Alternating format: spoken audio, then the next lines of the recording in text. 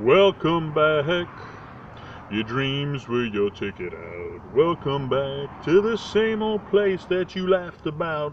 That's right. I am Dennis Wirth with Funny Like Clown Podcast, and I'm back, just like Welcome Back, Cotter. I know it's been a few weeks since I've been with you guys. I've been busy.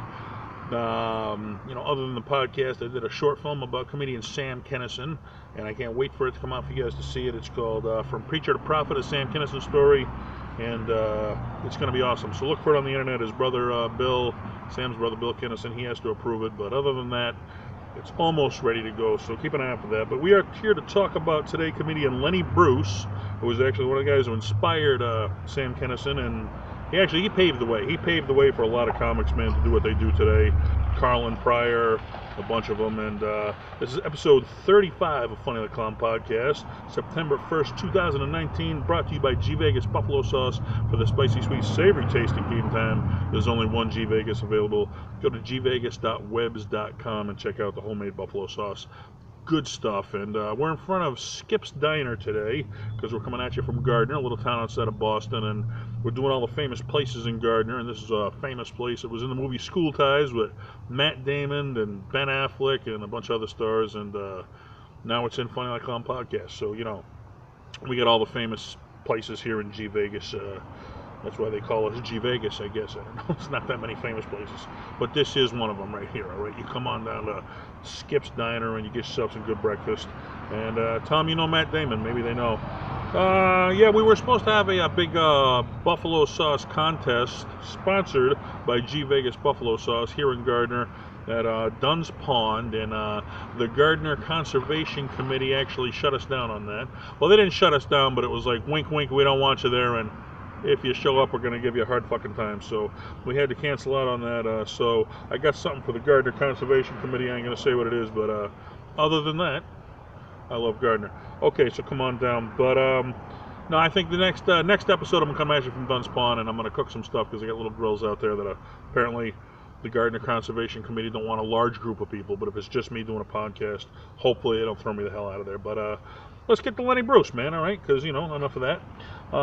Known for his freestyle critical form of comedy.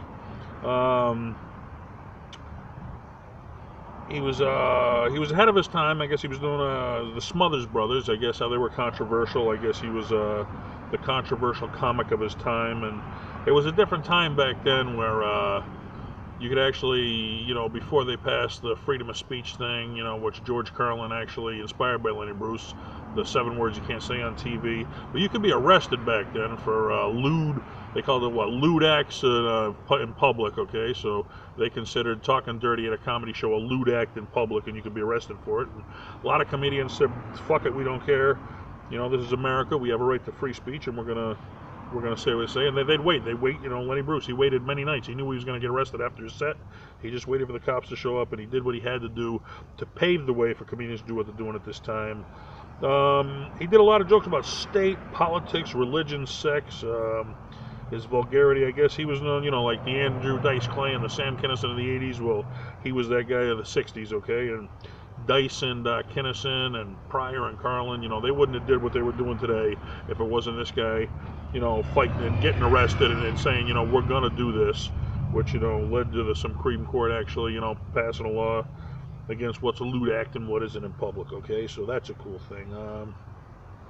His trial for obscenity was seen as a landmark for freedom of speech, okay, which, again, we're in America, you thought you always had freedom of speech, but while we do, you can't stand up in a movie theater and scream fire and spread panic like that, and you can't have lewd acts, if you tell a dirty joke in front of a bunch of people, it might inspire them to, flip out or something. I remember Axl Rose one time, I forget what state, he still wanted this. There's a warrant out for his arrest in a state for citing a riot where he riled up the crowd so bad at one of his concerts that they actually started to break stuff, and he's wanted for citing a riot, okay? So, you can't use your popularity to incite people to do, bad things. They'll come after you for that stuff, so. Rolling Stone had him as the 3rd best comic of all time, behind only Pryor and Carlin. And both Pryor and Carlin both said they couldn't have did what they did if it wasn't for this guy. That was the guy our legends looked up to, was Lenny Bruce. So what he did. He lived in New York. He joined the Navy. He was disgraced after he did a show for his shipmates, and he was dressed in drag during the show. And while that's a common thing nowadays, back then it was very uncommon to do that. It was very, there's drag shows all over. They're actually a very popular thing nowadays. But for the time that he was in, it was not a very popular thing to do, and especially being in the military, because I mean, it's just recently where they passed laws where women and can go to battle now, and gays can serve in the military. For was don't ask, don't tell. Well, now you can freely serve, okay? And you want to serve your country, God bless you. I don't care what you do. I believe he got a honorable discharge from the Army. Then he started starring in burlesque shows with his wife and his mother, and he was doing the film The Rocket Man. He was a roommate of Buddy Hackett in the 50s, okay? Buddy Hackett, another legendary comedian for movies and stuff. The two appeared on Patrice Munsell Show. That was the show back in the time. And from that, he got booked to headline night at a club, and he got fired the first night for blue material, okay? So after Buddy Hackett got him on a TV show, he got booked to play in a club. He went up there, he did some dirty jokes, and they said, hey, we can't have that in here. Which, a lot of clubs, they're family clubs, and they don't want you doing blue material because they just, it's mom and dad, and it's, the parents of kids. And there's other clubs, where it's teenagers and college people, and they're looking for that kind of material. And, you really gotta weed out in comedy who's going to accept the blue material and who's not, but not every place is going to. After being fired for that, and I know, it's a political scene in Boston. You got to know people to get into a thing, and the more people tried to kick me down, the harder I wanted it. So, I mean, once he got fired from that, I imagine the harder he wanted it. That led to his first album, The Sick Humor of Lenny Bruce, and Lenny, he released a total of 4 comedy albums of original material on Fantasy Records. 2 were produced and sold by himself, which that's actually a newer thing. And I was just seeing a thing on Joan Jett. Joan Jett, I mean, she's one of the most popular female, guitarists, and everybody told her, a girl can't do rock and roll. It's a guy saying that girls can't do rock and roll. She said, I'm going to prove you wrong. And she actually, when she released her first album, she sold them out of the back of her car, she said. And they had some friends that put up their daughter's college fund to finance it, to get her to do it, and paid off for them because they went on to do, Joan Jett Records, and she's probably one of the most popular female icons of all time. So don't be afraid, if the industry tells you not to do something, don't be afraid to do it yourself. Go out and do it. And that's why I just did the Sam Kinison short movie, because they don't want to move on the major movie, and I'm hoping that might inspire them to do it. But the 2 records that he produced by himself that started his legal troubles, he was blacklisted from TV for being a lewd comic, which nowadays being a lewd comic would get you booked, but back then it would not get you booked. They wanted clean family acts.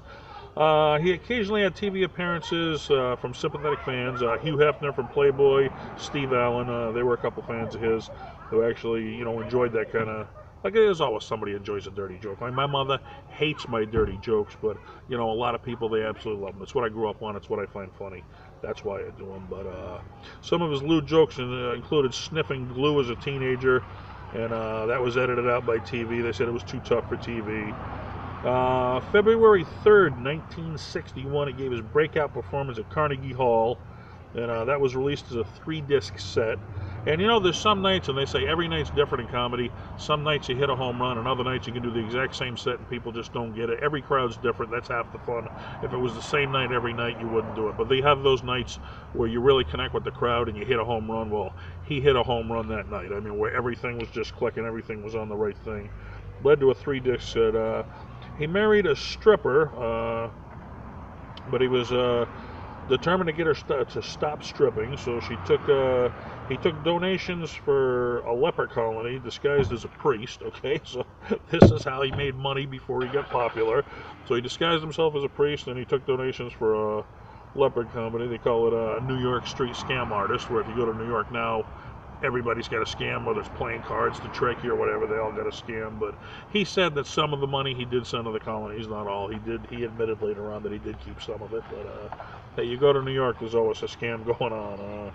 He was arrested at a jazz workshop for using the word cocksucker. I guess that's considered a lewd act if you say that in public while you're on stage. Where that resulted in many arrests for obscenity thereafter. Um, and I like nowadays, when they pass the big smoking laws, you can't smoke in public. Well, they passed it where if it was part of your act, you could still do it. Because when I went to see Andrew Dice Clay, it was at a place you can't smoke, and he lit right up, and somebody yelled out, "Thought you couldn't smoke in here?" And he said, "Yeah, for you, I'm a star, I can smoke." But it's actually, if it's part of your act, you can still smoke on stage. That's why he gets to, well, everybody watching him can't, because of the law, you can't smoke inside. You have to go outside to smoke. I think that's I think smoking was never my thing, kind of a dirty thing. But he was arrested on drug charges many times. He played in London, then was banned from entertaining the country as a undesirable alien. Now, can you imagine being banned from an entire country that they don't want you doing comedy in their country? Not in a club, not in a city, not in a state, but the entire country has banned you as an undesirable alien for telling dirty jokes. I found that one hysterical right there. That would be the top of my credit list, that I was banned from another country, an entire country, for telling dirty jokes. That's unbelievable right there. But the police, they would go undercover and they would be in the audience, and if he did any lewd acts, they'd be ready to arrest him after the show for lewd behavior. And like I said, that led to Carlin's 7 dirty words you can't see on TV. And it was a much publicized case before it was decided that free speech finally won out, that you do have the right to free speech, and that if people took what you did and did something as a riot, it wasn't your fault. That you could tell a dirty joke and people did something because of it. Well, that was on them, not you. So that's a good thing right there.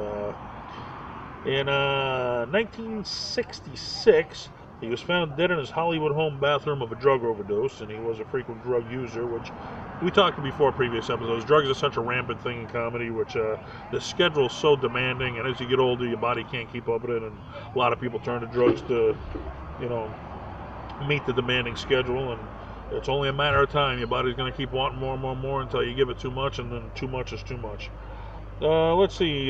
New York Governor George Pataki granted him a pardon for his lewd acts conventions, and this was, after he died. They did it as a tribute to him, that we're going to dismiss all the charges that were against you. He was number 3 on Comedy Central's all-time comedians, again behind Pryor and Carlin, and both credited him as an influence. And Pryor saying, listening to him changed my life. So Richard Pryor, who's known as the godfather of our comedy time, saying that listening to Lenny Bruce changed his life, and we wouldn't have gotten the stuff we got from Richard Pryor if it wasn't for him listening to Lenny Bruce. There's always that one guy. Me, I love watching comedy. I love to watch it. I cracked up. I'd watch marathons all weekend. I'd sit home and just watch marathons all weekend long of comedy. And as much as I loved it, I'd have watched it forever, but I would have never tried it if it wasn't for Sam Kinison. He made me laugh so hard. I said, I have to try, at least try to make someone laugh as hard as that guy made me laugh. And I've had some of the funnest times and met some of the most wonderful people in the world doing comedy, so I would have missed out on all that if it wasn't for Sam. And Richard Pryor, he would have missed out on a lot if it wasn't for Lenny. So this was the guy who paved the way, the original guy. 1974, they did a biographic film about Lenny, starring what famous actor? The famous actor was Dustin Hoffman. Now there's a tribute. I mean, Dustin Hoffman, he's one of the most famous guys of our time, and he's doing a tribute film to Lenny Bruce. He played Lenny Bruce. And documentary in 1998 was narrated by what famous actor? All right, now this is a documentary they did about Lenny Bruce, and it was narrated by Robert De Niro. So here you got Dustin Hoffman, who played him in a film, Robert De Niro, who narrated a documentary about him. These are some big names coming out to pay tribute to this guy right here. And you could probably guess this one, but who was arrested with Bruce for refusing to provide ID at a performance? So basically, they said some lewd stuff on stage. They get off stage. The cops say, give us some ID. They refused to give them their ID. Well, the guy who did that with Lenny Bruce was none other than George Carlin. So here's connections to Carlin. Here's connections to Pryor. And, what can you say? I mean, here's a guy, if I told you, you're going to go out drinking this Friday night, or you're going to do whatever you love to do, but expect to be arrested the second you get done it. Are you still going to go do it? And here's a guy, he knew they were waiting for him. He knew he was going to get arrested the second he get off the stage, and he said, damn it, I'm going to stand up for my rights. I'm going down, I'm going to do it anyway. And he was prepared. He walked off stage fully. It wasn't like he was getting surprised, well, you're here to arrest me, oh my God. He knew he was going to get arrested, and he said, I don't care, I'm going to stand up for my rights anyway. And there's a guy, it really, we'd have Mr. Rogers comedy, which is nothing wrong. I love Mr. Rogers. Everybody watched him as a kid, but there's a place when you go to work all week and you have to be clean and do a proper thing. You want to relax on the weekends, and that's why dirty comedy, because it's something you couldn't do at work all during the week. It's a break from reality. It's a break from real life. It's a break from what you normally do, and that's why I always thought there's a place. Certainly I go on stage, and half of the stuff I do on stage, like Andrew Dice Clay says, the Dice Man, it's a character he does. Like, I buy my wife flowers in real life, but on stage, the Dice Man, he bashes women. It's not really what he does. It's a break from reality. Not everybody gets that, because he gets picketed and they want to start all kinds of trouble. And certainly we're living in a time right now where anything you say can be offensive. And I started myself. I did a little bit of the political humor when I first started comedy, and man, I found out real quick you can't pick a side, because you pick a side, you're going to alienate half your audience, okay? If you're going to bash someone, make a joke about them, you better make fun of both sides, otherwise you're really going to upset somebody. And one guy flipped me off because I was telling some George Bush jokes, and he said, why don't you tell some Obama jokes, which I eventually did. I'll make fun of anybody, I don't give a shit.